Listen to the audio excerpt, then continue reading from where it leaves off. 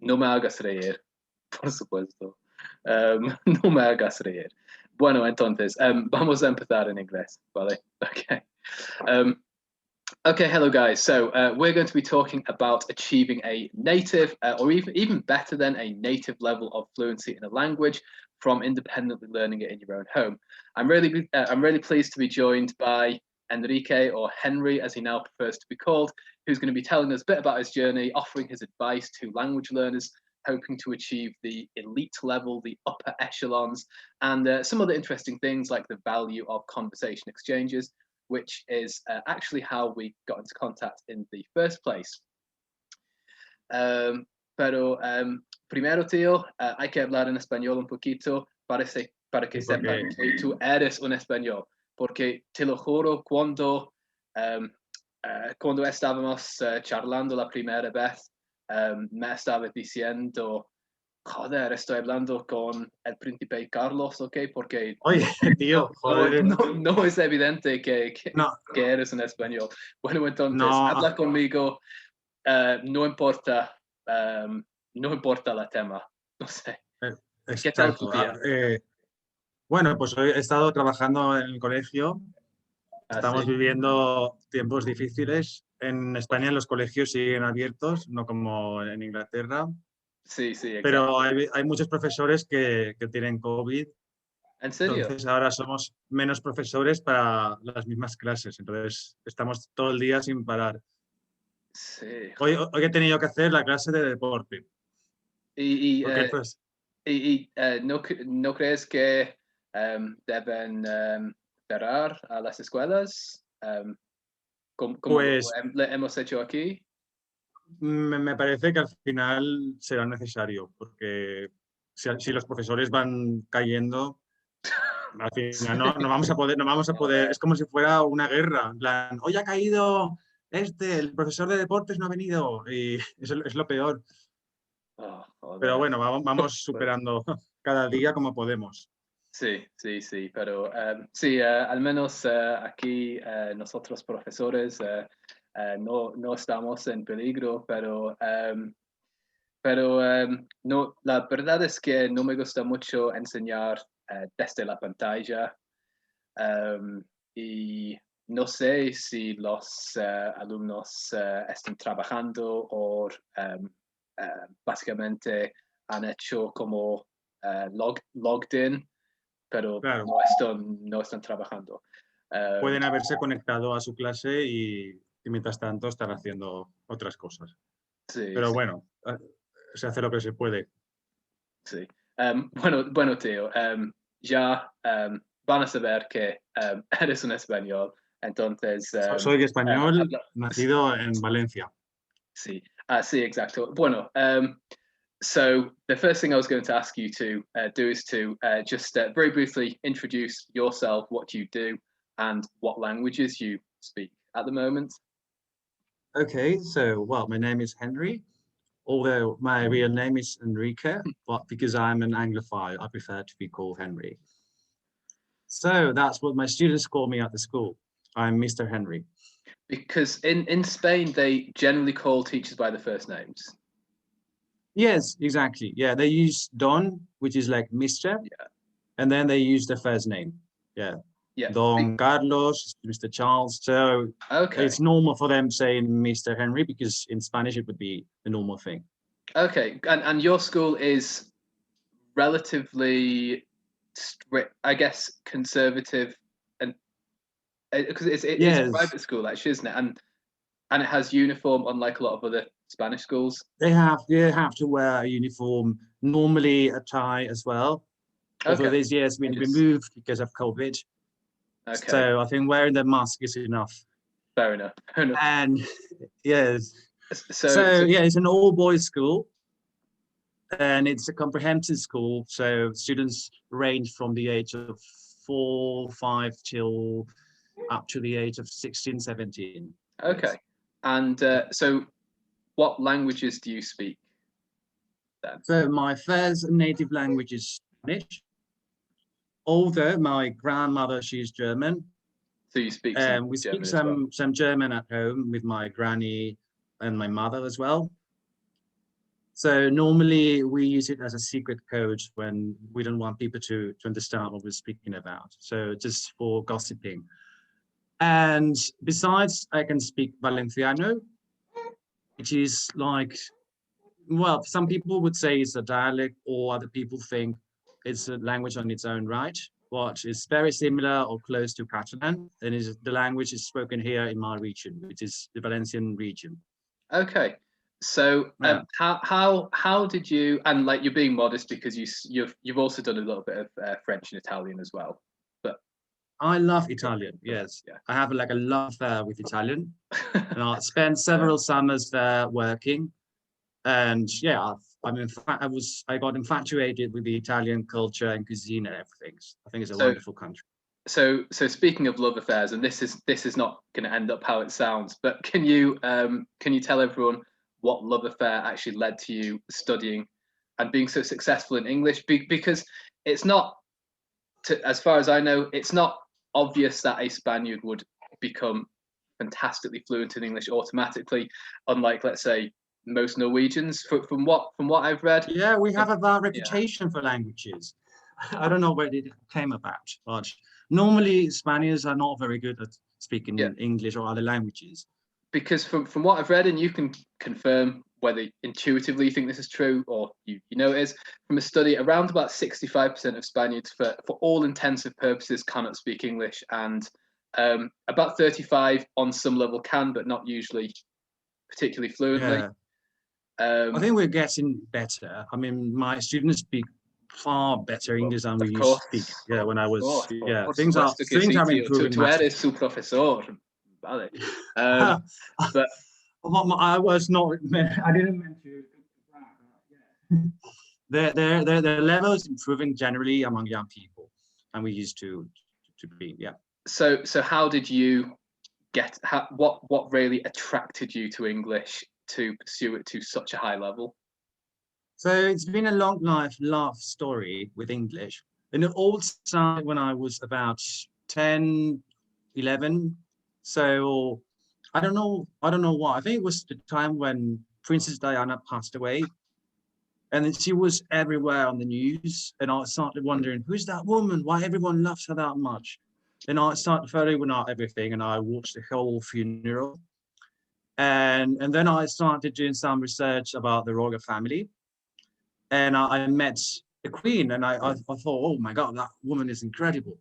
So I fell in love with her, and yeah, and In a it all started from there. in a And my, platonic way.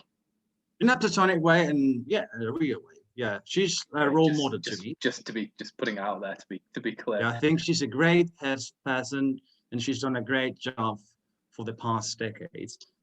So that, I suppose, was your initial inspiration. So what on a day-to-day basis, in terms of your methods, what you did, what led to you achieving this level of fluency in English? Because this is pretty much done in your home country, with, I guess, limited access to English speakers at the time. So what did you do? Well, I was lucky enough. My mother, she had a good friend who was she not she was my first English teacher outside the school, and her name is Sarah. And I owe a lot to her because she came to my house weekly, and we had an hour of conversation in English. And yeah, I learned a lot from her. And then I took part in intensive course in a language center here as well. And I spent several summers in England, in Scotland as well. And yeah, but when I finished university, my level was about B1, I think. So it was an intermediate level, about the age of 25, 26. And then it's when I moved to England. And how long? So How long yeah, did so you? I would say I made a big improvement whilst living there, because I try to surround myself with native speakers all the time. So I try to avoid Spanish people and mingle with native English speakers all the time. I was living with an English family, So we were speaking at home, and I made many friends who were all English. Okay, but you've obviously since then lived in back in Spain for a long time. So Yes. these days, what are you doing, if anything, to maintain and develop your English? Do you formally study anymore at all, or is it more Yeah. just contact with the language via films or books, etc., or So whatever? when I came back from England, I thought my English was fantastic and very good. So actually, I took an official exam just before coming back. And then I thought, well, I've reached the top level, so I don't need to study anymore. And I neglected my English for, let's say, 4 or 5 years. Oh, okay. And yes, I stopped Well, having any contact with native speakers. And I didn't realize how my level was actually dropping. I wasn't aware of that. And suddenly, it was 2 years ago, a friend of mine offered me a job at her language center. So that first teacher of mine, Sarah, she after I think 30 years teaching like what would you call it, private lessons, she decided to open up a language center, and she asked me if I wanted to work for her. And I thought, well, yeah, I've lived in England for some time. My English shouldn't be that bad. And then when I started teaching, I realized how much I had forgotten. okay. And I started worrying about it. I said, oh my God, I thought now I have to teach English to others, and I'm not up to the task. I'm sure that isn't the case anymore, and you're more than So the task. I have to pull up my socks. And well, first I got a teacher for myself and using the internet. So that came in quite handy, being able to take lessons online. So I was having 2 lessons a week with a private teacher, and we were preparing for kind of the official Cambridge exams, the proficiency, and having conversations. So, I mean, the method we used was basically chatting, having a conversation, and I would write down every new word of expression I would learn. So actually, I keep a notebook, so which is this one. And whenever I have a conversation with a native speaker, what I do is writing down their name. So, for example, Okay. Adam Black. and all the different words we learned from that conversation. Everything new. And then when I revise this notebook, I will remember the exact moment when we chat, and that will help me to remember all the words because I link them to that context. Okay. So yeah, I have like plenty of them. So I have this one, and I also try to make some pictures. Like, well, I'm not sure you can see that box. I can see clearly. Yeah, so these different objects, I just make pictures which help me to remember things more.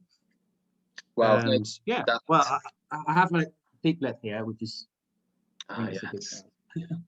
Yeah, I could see it nicely grown little piglet. So my method is basically being in contact with native speakers as much as possible. And whenever I come across a new word or expression, I write it down. And then, I mean, every now and then I revise all these notes because I think it's important to revise kind of frequently.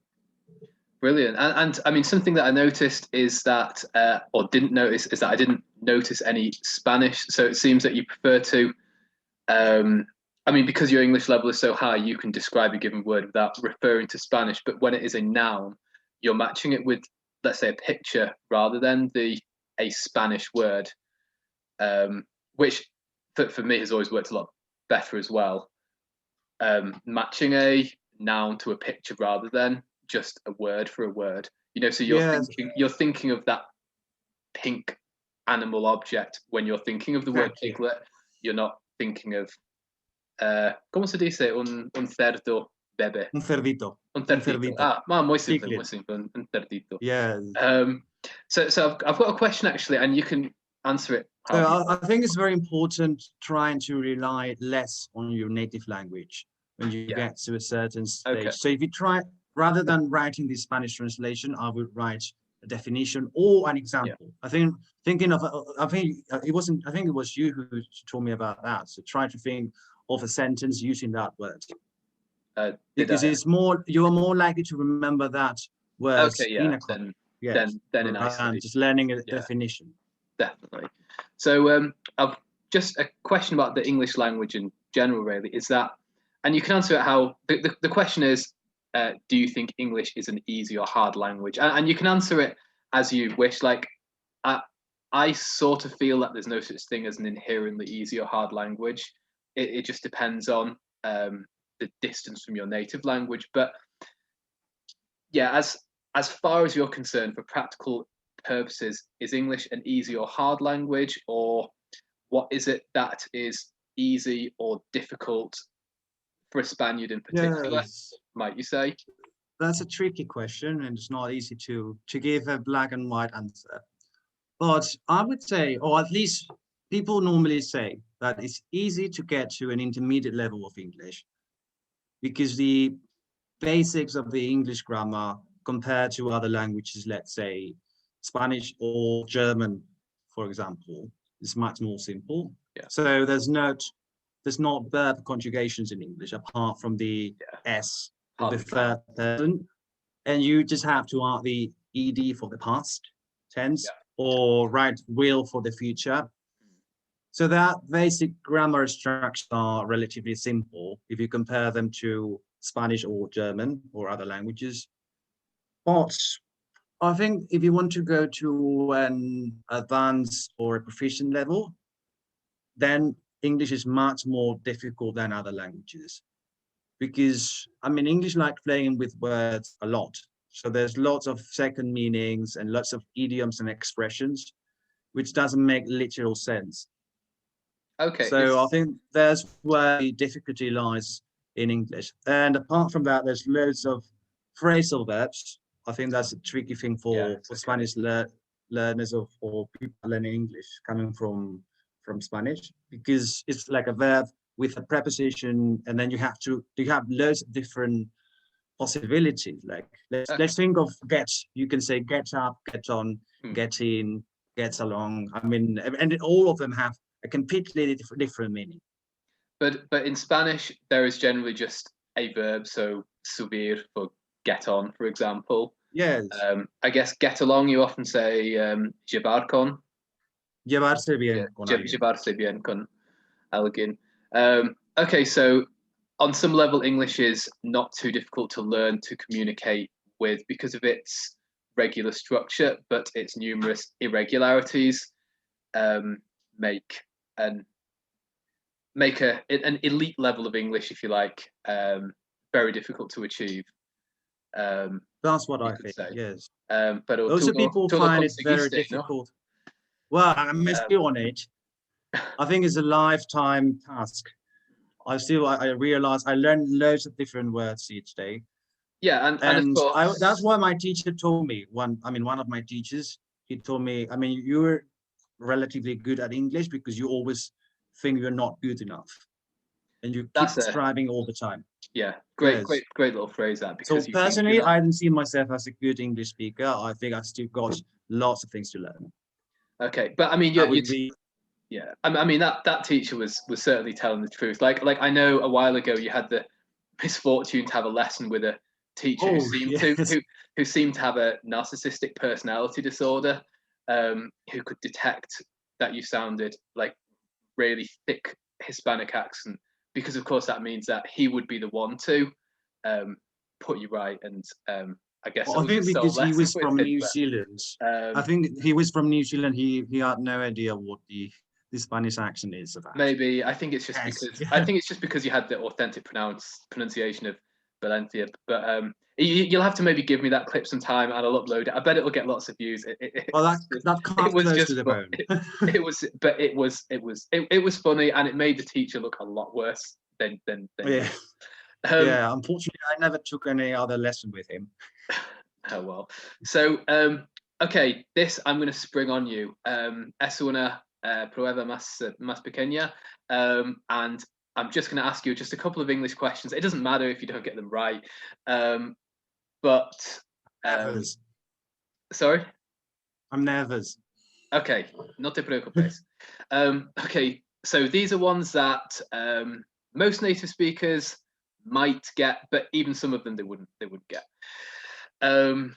Okay, so you're familiar with the animal a goose, white Yes. bird. Okay.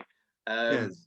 What's the name for a plurality of them? Several of them. Keys. Brill. Okay. And then, Ooh, go yeah, there's another one which was, let me read. Gander, was it? Yes. There was a male one. Yes. Yes. Brilliant. And you can say, I'm gonna have a gander, which is I'm gonna have a look. Excellent. Yes. Spot on. Yeah. I'll take a gander. And there is another word which is gaggle, I think. Yeah. So a load. Which is like a group. There's a collective noun, which is a group of Yeah. goose. So a load of them is a gaggle. Yes. Brill. Yeah. Okay. Second question. So you're probably familiar with if one puts washing out on their clothes on the clothesline, they have hung their washing out. Now, if you execute a person by strangulation, the process is called hanging. So what have you done to that? What have you done to that person? You have that person. Hung. Even natives get that wrong. You actually say hanged. If you execute a person by strangulation, you have hanged them. Even though if you have hung out a sock, you have hung it. All right. So there's a new one. But natives get that one wrong as well. But why would we be talking about hanging people on a regular basis? I don't know. But I don't normally think about these things. I tend not to either. Okay, another animal one. What's the name for a baby horse? Oh, that's a good one. So I know a foal. I don't know any. I don't know any other than foal. So if you've got another one, I know a foal, if you know another one, I know there's another one. This is new to me. Yes. So there's a foal, and then obviously there's a stallion, which is the big male. Yeah. But there is another one when he's like middle age, like 3 or 4 years. I do not know this. I do not know this. But to be honest, I have forgot. I have forgotten. But I had it on my notebook, but I have to find where. But I'm gonna take a look later and show it. Yeah. I have no idea. Yeah. I mean, a middle-aged youthful horse. Oh, yeah. There were 3 of them. I'll take a look and tell you later. But yeah. Okay. You're gonna like that. Yeah. Don't worry. No, definitely. So I guess the last thing I really just wanted to ask you about is really advice for 2 hypothetical people like me when it comes to studying Spanish. Now, usually I don't necessarily think that asking native speakers for advice about how to learn the language is always the best idea because they have never actually independently learned it. But because you have independently learned multiple languages, I still think it is a very good question to ask you, even though you are a native, which is that for somebody who wants to learn Spanish, 2 hypothetical people, a beginner, and then more of someone like me who's intermediate-ish. What would your advice be for the first person to getting the first steps, and for the second person to exceed that kind of conversational level, basically? So I think when someone's starting, I think it needs a lot of willpower to carry out these kind of process and being constant. So I would say it's a good idea to either to enroll a course or to take up like a private teacher. And these days, because of lockdown, I think it's a great time to take advantage of the internet. And you can use platforms like italki, where I used to teach during the past lockdown. And I also take a lot of lessons there, or just conversations with English or German speakers. And I would say I would start with that. So he would send you some assignments, or you can write things from him. And I think it can be frustrating to try to listen to complex films, for example, in the language, or podcasts when you can't understand relatively enough of the content. So I would say for the first stages, one needs the basis of the grammar and just learn some useful vocabulary as well. But I mean, as soon as possible, I think the best method to keep learning and improving is by having a lot of contact with content made by native speakers. So I would then advise to listen to a series you like. Perhaps if you can choose, you can pick one you've already seen in your own language, and then you won't lose your bearings and you will understand most things. So I think that's a good idea to start. For example, if I like Harry Potter, so I remember I read the books of Harry Potter in English, and I had Yeah. already read them in Spanish. So I think that's a good way to start. Yeah, I've been doing a bit of the sort of the Harry Potter method as well. Yeah, because I think Also, sorry to interrupt, but I think it's no, very important trying to find things you like. For example, I love cooking. So for me, it was a great help trying to watch Jamie Oliver's programs because they were related to something I like. So trying to pick things you are into, your interests, your hobbies, and I think that makes it more interesting. So it's not, language doesn't become a burden, but actually something which is linked to the things you like. So I think that makes it more interesting and yeah, appealing. because I think the two game changers, which are the only reason really why I'm still learning languages, are firstly, as you say, linking it with something interest that is just interesting that you just enjoy anyway, and then also just that huge amount of contact with, like you say, sounds from native speakers. Because I feel now that even when you don't understand them, you're learning all the tones, intonations, rhythms. I mean, at the moment, as you know, I'm learning a bit of Arabic, and the vast majority of native content I really cannot understand. I can't understand the holistic meaning. I can pick out words, but all of those sounds, I now feel very familiar with the language, even though I can't understand it, which rarely understand it, which sounds quite strange. But it means that once I am given the meaning, it makes perfect sense and I will remember it. So when I've listened to Arabic audio, like something I keep hearing them say is this yani, yani, yani. And it means something like I mean, or this means. And the first time I actually found what it meant, that just makes perfect sense, like in all its contexts. So yeah, I think listening and almost learning it as if it were music in a way. And it's the same with Spanish. That's how the irregular verbs sound like they actually make sense because they sound in tune.